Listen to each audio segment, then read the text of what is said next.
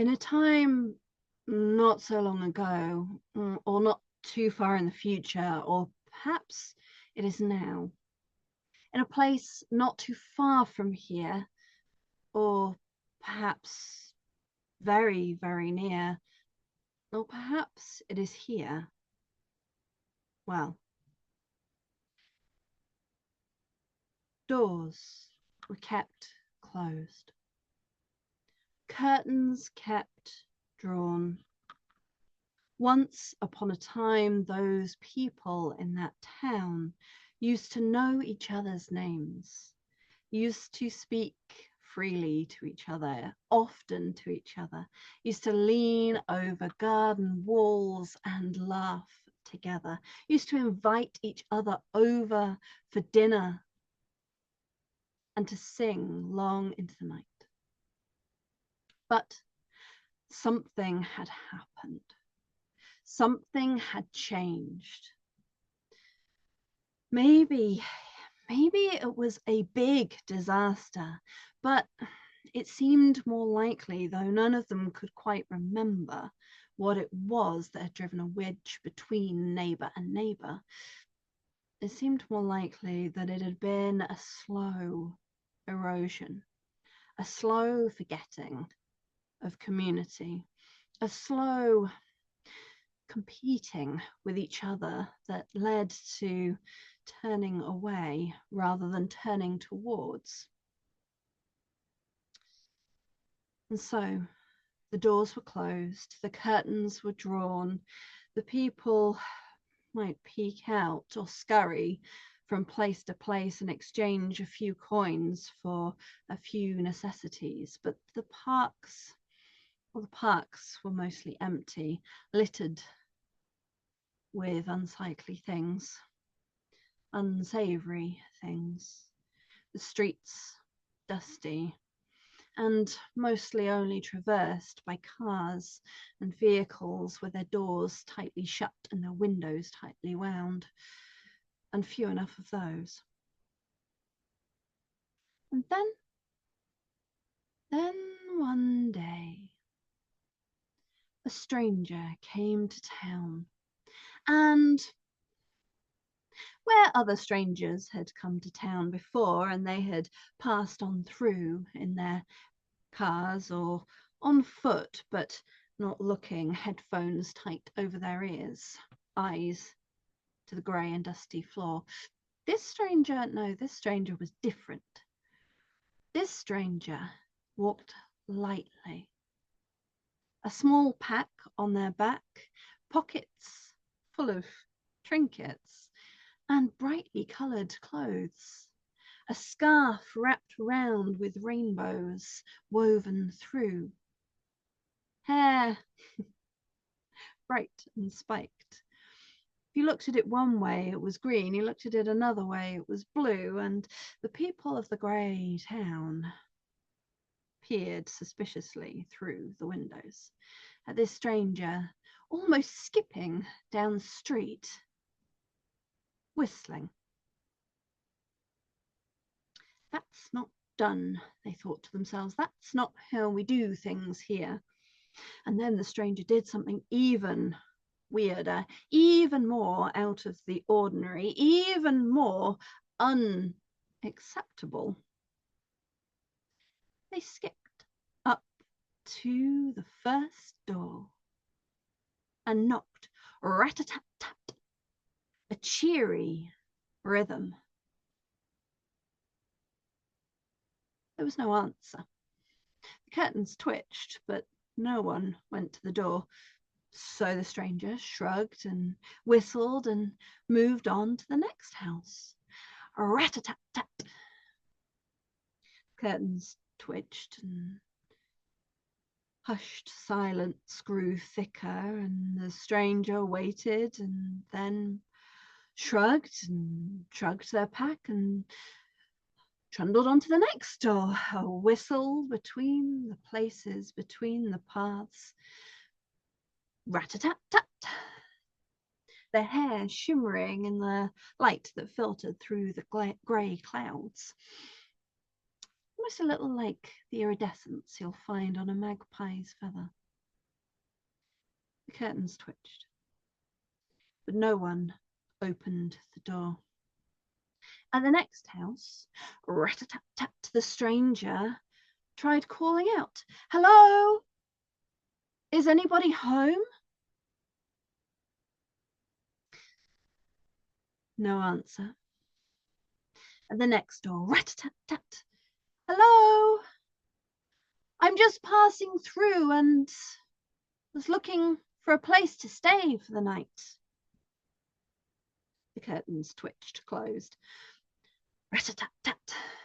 "Hello? Can anyone spare a meal, perhaps?" The curtains resolutely twitched no more. Despite the many doors the stranger knocked upon, despite the calls, despite their happy step that grew heavier as they moved through the grey town, their cheery clothes, no one opened the door. The stranger shrugged, shifted their pack, and set their sights on the patch of green up ahead, with the ornamental cherry blossom trees that had long lost their blossom and instead had leaves of orange just clinging on. The latest winds had not yet stripped them bare. The grass still had a hint of green, and the sun still warmed the air. And so the stranger headed there.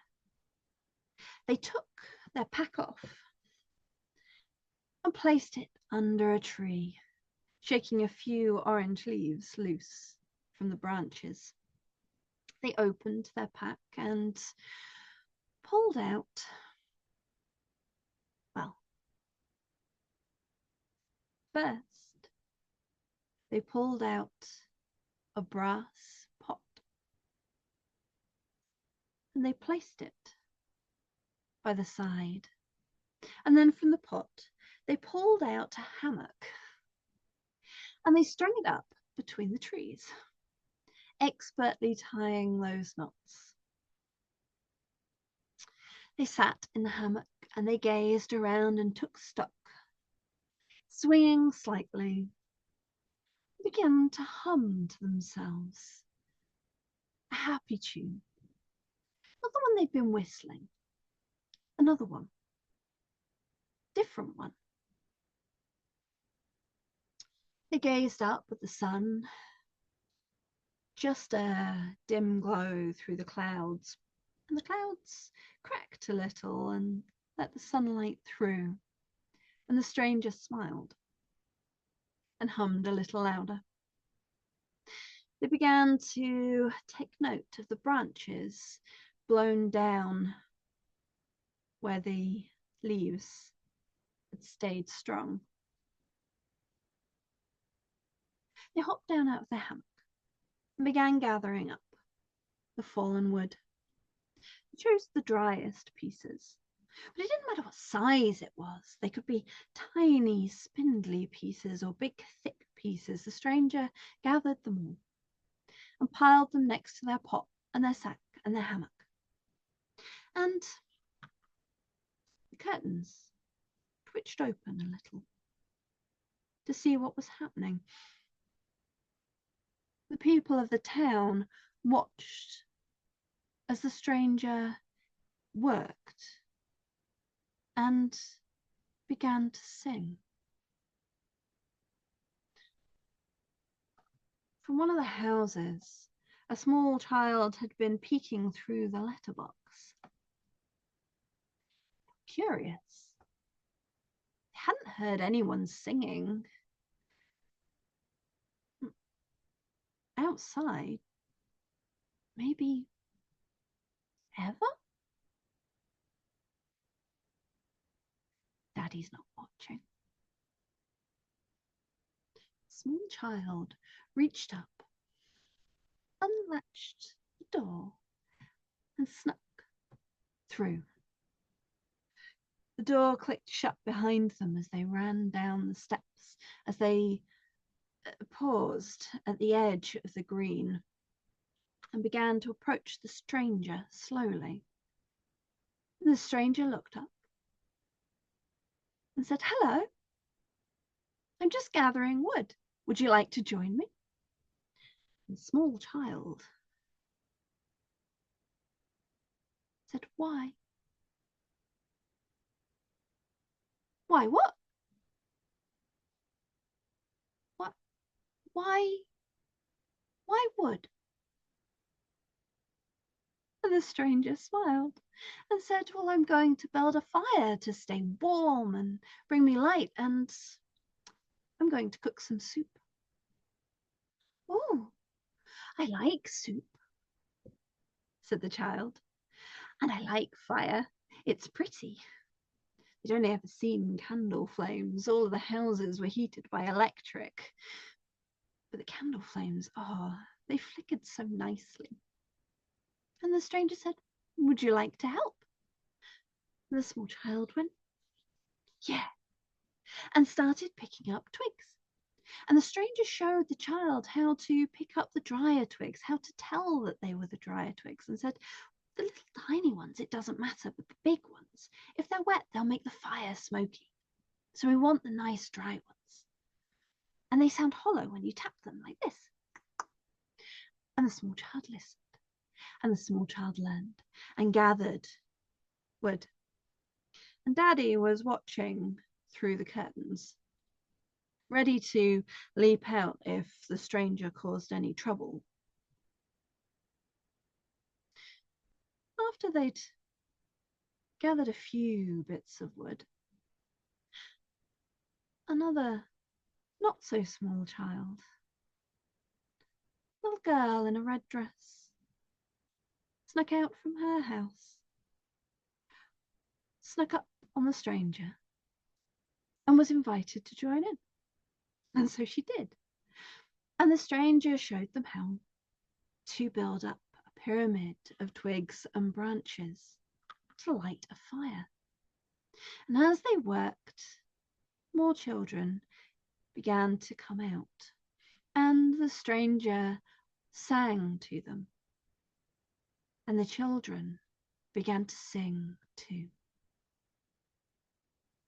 They knew that they were safe, but the curtains were twitching. When the fire was big and bright and warm, the stranger pulled out a beautiful orange pebble from their pocket. And the children stared at it, and looked at the stranger, and stared at the pebble, and looked at the stranger. And a tall boy in dungarees said, "What's that for?" And the stranger said, "You know, I said I was going to make some soup." They nodded. "Well, I make magic soup, stone soup. It is the most delicious soup you have ever tasted." "Oh," the children said, "but I do need some water. My pot is empty. We just need some water for the stone soup." And another child of medium sized, dressed in green with hair at odd angles, said, "I'll get some," grabbed the pot and ran inside, filling it up from the tap and bringing it back out before their grandmother could say a word. "Here you go." And the stranger took the pot of water and placed the stone inside. They set the pot with the stone soup ready to begin bubbling on the fire. From their pack, they pulled a long spoon and they began to stir it. And if the children were very careful, they were each allowed a turn stirring the soup. some of the parents and grandparents were beginning to stand on the doorsteps, doors open, watching suspiciously. Nothing untoward seemed to be happening. The children all seemed happy. The stranger, when it was their turn with the spoon, tasted the hot water and said, oh, that tastes wonderful. But you know what would make it even better? What? Said the children. Oh, just a little bit of salt and a little bit of pepper. Oh, I've got some, said a child in orange shorts, and ran inside, grabbing salt and pepper off the table and bringing them out, handing them to the stranger. And the stranger added a little bit of salt and a little bit of pepper and a little bit more. And the child looked after the salt and pepper. A little while later, the stranger's turn with the soup spoon. Oh, this is getting really good. But you know what would make it even better? What? Some root vegetables. Some like carrots, maybe a couple of carrots, maybe a potato or two. And two children jumped up, speaking at the same time. Granny grows those in her garden. She says they're nearly done. Oh, Mum's got some of those in the pantry. And off they ran. This time when they came back with carrots and potatoes and a Swede, Granny came too, and Mum and Dad, and they stood and watched what was happening. And the spoon was passed round, and the children were taking turns carefully stirring the pot over the fire. And one of the adults said, "What are you doing?" And the stranger said, "Oh, I'm making stone soup. It's the most delicious soup you have ever tasted. You will not believe it. It's absolutely wonderful." Okay. Well, soon the spoon came round and the stranger tasted it and said, "Oh, yes, this is going to be the best stone soup ever. But you know what would make it a little bit better? Just even better." What? What? Oh, a little bit of, like just some meat, like a little bit of tough meat. And sure enough, some of the children ran off. And they came back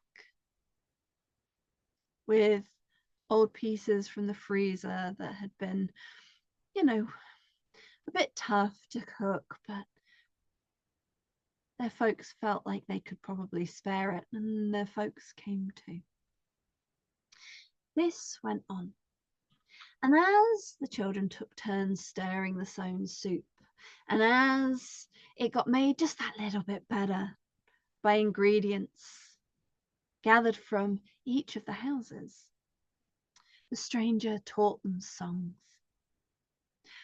songs from their travels, told them stories from their adventures. And the children watched wide-eyed, and some of them even forgot to take a turn with the spoon. And the adults listened. And then one of them went back to the house and came out with a guitar. It was a little out of tune, but that didn't take long to fix. And they were a little bit rusty, but they began to sing a song that they once used to sing. And someone else came back out with a drum. And someone else began to tell stories. And as the night drew in, and the fire was bright and the soup was warm and bubbling, the community of the town gathered around the stranger and their pot of stone soup, sharing songs and stories like they used to do. sharing songs and stories and laughter. And as the sun finally dipped below the horizon and the cool began to come in, blankets came out, wrapped round the children's shoulders, over elderly folks' laps. And the stranger said, "The soup is ready. Oh, and there's enough for everyone. Go and get your bowls." Everyone came out of their houses with bowls and spoons, and several people brought freshly baked bread, and someone even brought some butter and a butter knife, and they shared the bread and the butter and the soup, and they ate and filled themselves up with love and stone soup. The stranger slept that night in a hammock under the stars, while the townsfolk gathered round the fire, children sleeping in laps and under trees, and a few of them tucked back in their own bed. The parents and the elders and the folk of that place, they'd forgotten what it was like to spend a night, to spend time sharing music and story and speaking to one another. In the morning, the stranger began to roll up their hammock and pack it away in the now washed clean pot and tuck it in their pack with a long wooden spoon. And someone gave them a new bowl and a spoon for eating and some bread for the journey. But people were sad. They were worried. And the stranger looked around at the worried faces, knowing that they feared to lose again what they had only just remembered. And the stranger said, "Thank you for your beautiful songs and stories and company. I would like to give you a gift." And they took out the stone, washed clean and put back in their pocket. The orange stone, the magical stone soup stone. And they said, "If ever you start to forget, if ever you feel like maybe you need to spend some time together, use this stone and make yourselves stone soup, and you'll remember again." And the stranger placed the stone in the care of one of the elders, who nodded sagely and knew that they would cherish that magic stone.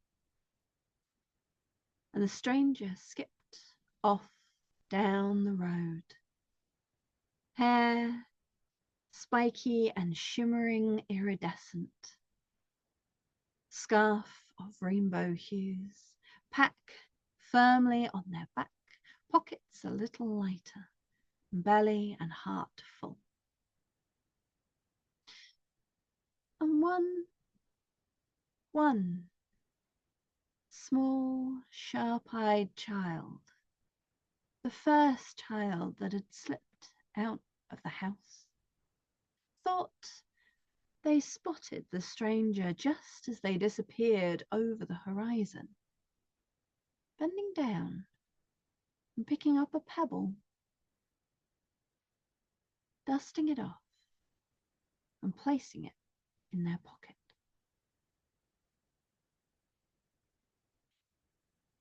Thank you. I am Halo Quin, storyteller, author, magical creature, and I hope that you have enjoyed this tale. And remember to find yourself a magic stone for making stone soup.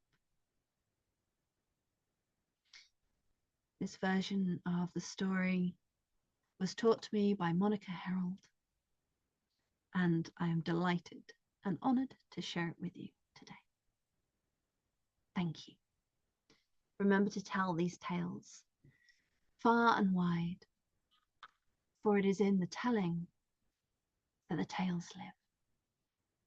And that is the most important part of a story, the sharing of